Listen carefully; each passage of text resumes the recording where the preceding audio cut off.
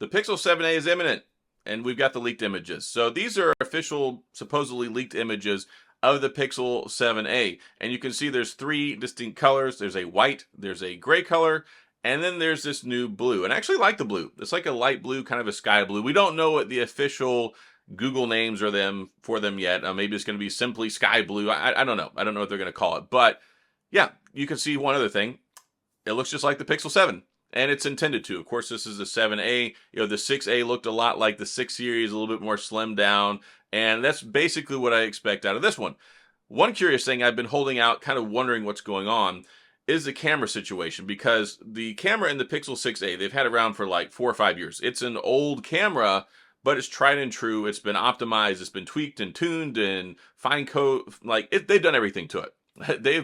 They've squeezed every ounce of lemon juice out of this lemon, and it takes great pictures, really good pictures. They compete even with like flagship shooters. So, looking at the 7a, the rumor is it's going to be a 64 megapixel camera. So this is going to be a completely different area, uncharted territory, because we have the new 50 megapixel sensor that's in the Pixel 6 and the Pixel 7 that they withheld from the 6a. So they've got to find a way to still bring value, still bring something that's really good, top-notch, optimized. Of course, it's going to rely heavily on Google's post-processing, all their computational photography, all their AI, machine learning, and all those things. Because it's going to be powered by the Google Tensor 2, like the Tensor 2 chip. It's a really good chip. It's been great in the Pixel 7 and 7 Pro. It's been a definitive upgrade over the Google Tensor chip that we got with the Pixel 6, the Pixel 6a, and the Pro. Although that was fine, I think, for an introductory chip, but surely, and of course they did learn some situations from it. Like, there were some problems with it. It had heat management issues. It would overheat in certain instances. It would get hot. There was just things with that chip, not the most battery efficient, and also it had an older modem. It didn't do well with Bluetooth and things like that. So, they've learned things. The Tensor G2 is a much better chip. And getting a Tensor G2 in a budget series, A series Google Pixel phone, I think is a great proposition because you get the flagship performance. And the thing is, the way that Google does things with this chip, that they work with Samsung. Samsung makes the chip for them based off their specifications. It's optimized for machine learning, AI, and all those great scalability things that Google does with their smart features in their software, which is what makes it, the camera is so much faster. If you take a look, you take a picture with a Google Pixel phone and then you take one with like a Samsung phone, you can see the delay there, right? I mean, especially when you're doing like nighttime photography and stuff like that, the Google Pixel phones are just so much faster. And that's because of the way the chip is optimized. They use all their smart stuff, right? And that's why we love Google. We love them for the software. We love them for basically the stock experience, except of course it's got Material U now, and it does look a lot better. I like the way Google's Android is now way better than I used to several years ago. And it was always kind of a turnoff with me. I really enjoyed using One UI. I enjoyed using Samsung.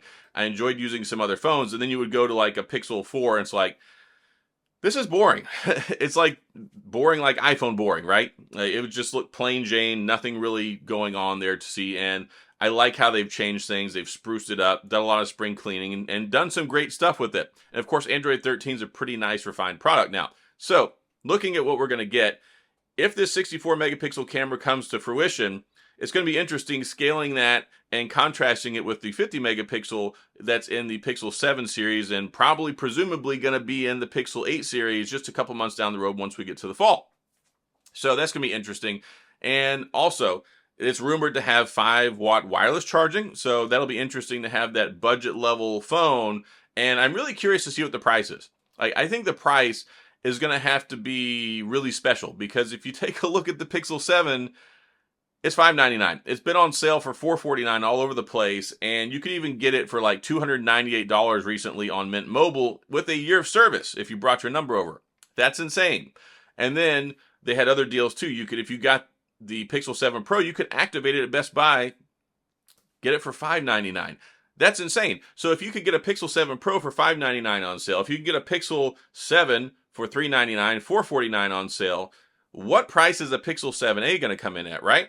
And I've been talking about this for a long time because presumably it's also going to have a 90 hertz refresh rate, 6.1 inch screen, probably 6 gigabytes of RAM again. I'd be surprised if they go to 8, but if they do, what's the point in getting the Pixel 7? I mean, is are they saying that basically just the 50 megapixel camera is going to be so much better? I mean, they can't dumb this down. They can't really make it have a bad camera experience, because that's the biggest thing. Like, if you take a look at Google, the three things they're known for are software, they're known for their services, they're known for their cameras. So you can't make one with a bad camera, because then people are going to dog it, and then they're going to just completely trash it. You'll see the reviews, they'll be like, oh, how did Google make something with a bad camera? And then it's not going to sell. But then you also have to consider the upside. Like, if the Pixel 6a is selling for $250, $299, what's going to make somebody going to want to buy a Pixel 7a if they come in at $499, $449? And is there really that much of a value proposition in an A series if, let's say, you sell it for $449, $499, and you can get a Pixel 7 for that price, right? I mean, they're not going to discontinue the 7 as soon as the 7a hits the street. So it's really curious looking at it from a value perspective, from a dollar perspective. I think it's great that Pixel's done so many good things, undercutting the competition with Apple and with Samsung. That's really helped them solidify their place, especially in the market here in the US, for having a really good pricing strategy and good premium hardware and some good stuff going on. Now, at the 7a series, how's that going to work, right? So I'm curious to see what they do with this. But the thing is, at the end of the day, it's going to be a win-win for consumers, because the Pixel 7 already a good phone, and then you're going to change a couple things up, presumably get this cheaper. And here's the thing. Looking next year, you'll probably be able to get the Pixel 7a for $299 like 7 or 8 months later. And that's just crazy, because they still give these phones 3 years of operating system updates, 5 years of security patches. So just envision getting a, let's say, a $300-ish Pixel 7a that's supported for 5 years, has a Google Pixel camera in it, the software, and the Tensor 2, couple $100, and that's going to be great, right? That's going to even be better than the proposition that we're in right now. So we'll see what happens. I'm curious about it. The colors, they're obviously not doing anything crazy here. I do like the blue, though. My favorite was the purple they did. I think it was the Pixel 4a.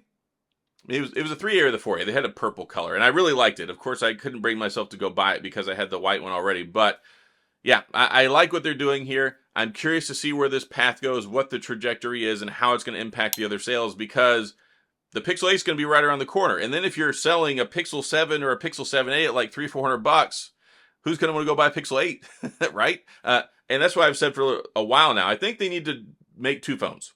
I think they need to have basically like either two phones, either a like the Pro Series 8 and then like the 7a until, of course, the 8a comes out. Or they need to have the A series, and they need to have two different versions of the Pro. Kind of like the iPhone does with like the 14 Pro and the Pro Max.